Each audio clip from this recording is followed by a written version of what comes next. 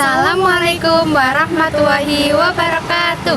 Halo sahabat bahasa, kami dari program studi Tatris Bahasa Indonesia kelas A.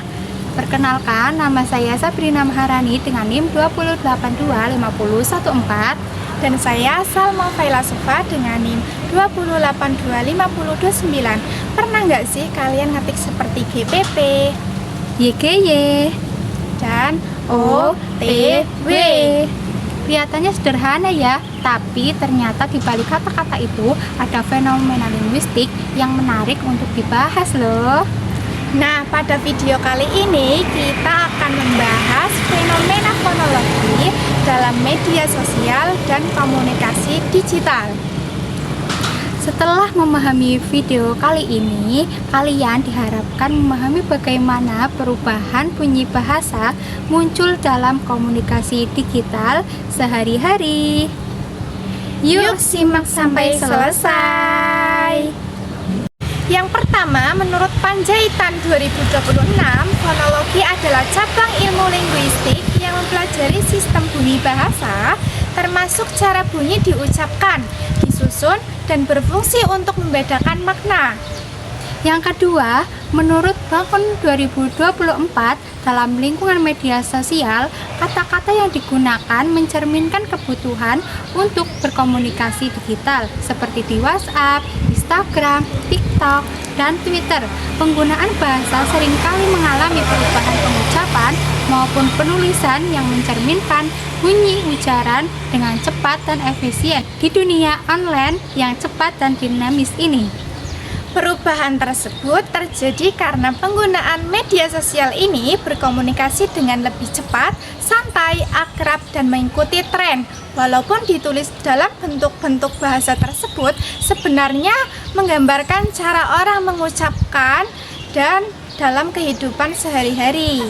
Dan yang ketiga atau yang terakhir, menurut Islamiyah 2026, kehadiran media sosial mendorong penggunaan bahasa menjadi lebih fleksibel dan tidak kaku. Kondisi ini memunculkan ragam bahasa informal atau yang disebut juga dengan bahasa slang.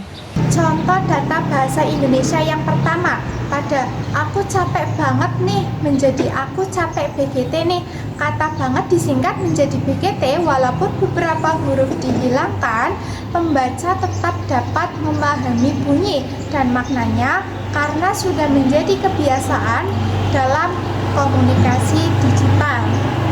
Nah, yang kedua, kata tidak menjadi gak atau enggak dalam media sosial. Masyarakat lebih sering menggunakan bentuk gak atau enggak bandingkan tidak.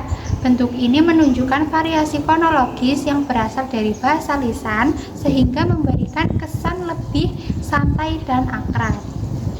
Nah, kemudian yang ketiga, pada kata serius menjadi kata serius, huruf S ditulis berulang-ulang. Penambahan huruf ini bukan mengubah makna kata, tetapi menggambarkan intonasi atau penekanan saat berbicara sehingga pembaca merasakan ekspresi yang lebih kuat. Nah, yang keempat, mantap menjadi mantep. Nah, kata ini berubah menjadi bunyi vokal A menjadi E, mencerminkan pelafalan yang umum digunakan dalam bahasa Indonesia tidak baku di media sosial. Nah, analisis singkat berdasarkan contoh-contoh yang kami sampaikan dapat diketahui bahwa media sosial mengaruhi penggunaan bunyi bahasa dalam bentuk tulisan. Fenomena fonologi yang sering muncul meliputi pemendekan kata, misalnya banget menjadi BGT, perubahan bunyi misalnya mantap menjadi mantap, penambahan huruf untuk menunjukkan penekanan atau intonasi seperti serius, penggunaan bentuk lisan dalam tulisan seperti tidak menjadi enggak.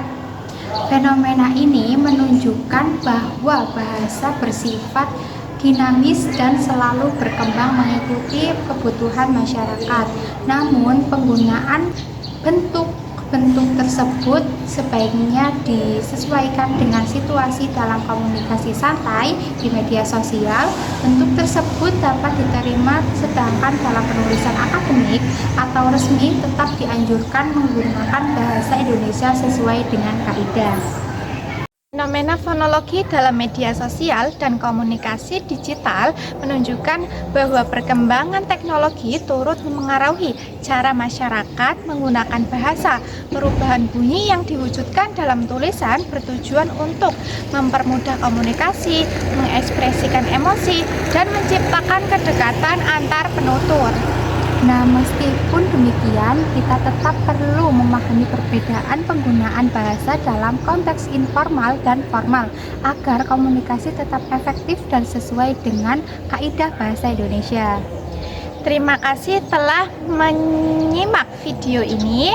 Semoga materi yang kami sampaikan dapat menambah pemahaman mengenai fenomena fonologi dalam media sosial dan komunikasi digital. Sampai jumpa. Wassalamualaikum warahmatullahi wabarakatuh.